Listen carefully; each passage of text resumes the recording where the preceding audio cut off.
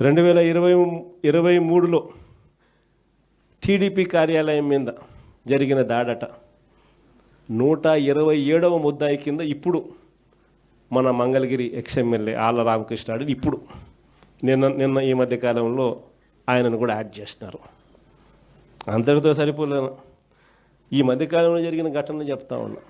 ఎప్పుడెప్పుడో నియోజకవర్గంలో జరిగినవన్నీ పాత ఎప్పుడో సంబంధం లేని విషయాలు ఏదైనా జరిగితే చాలు దాంట్లో నుంచి ఇప్పుడు మన వాళ్ళందరినీ ఇరికిచ్చి వాళ్ళందరినీ జైలులో పెట్టించే కార్యక్రమాలు రెడ్ బుక్ రాజ్యాంగంలో చూస్తూ ఉన్నాం. ఇన్ని దారుణాలు జరుగుతూ ఉన్నా కూడా నేను మీ అందరికీ కూడా చెప్పేది ఒకటే, ఎల్లకాలం ఈ ప్రభుత్వం ఇలా సాగదు.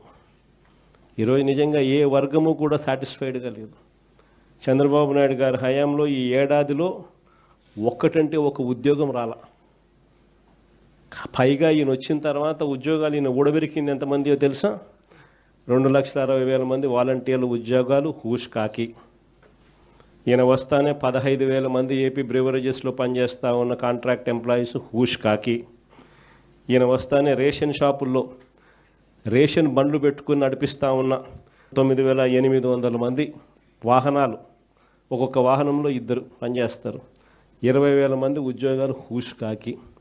ఈ మనిషి వచ్చిన తర్వాత ఉద్యోగాలు కొత్తవి ఇవ్వడం దేవుడెరుగ్గానే ఉన్న ఉద్యోగాలు ఏకంగా 3 లక్షల పైచులకు ఉద్యోగాలు హూష్ కాకి ఈయన వచ్చిన తర్వాత.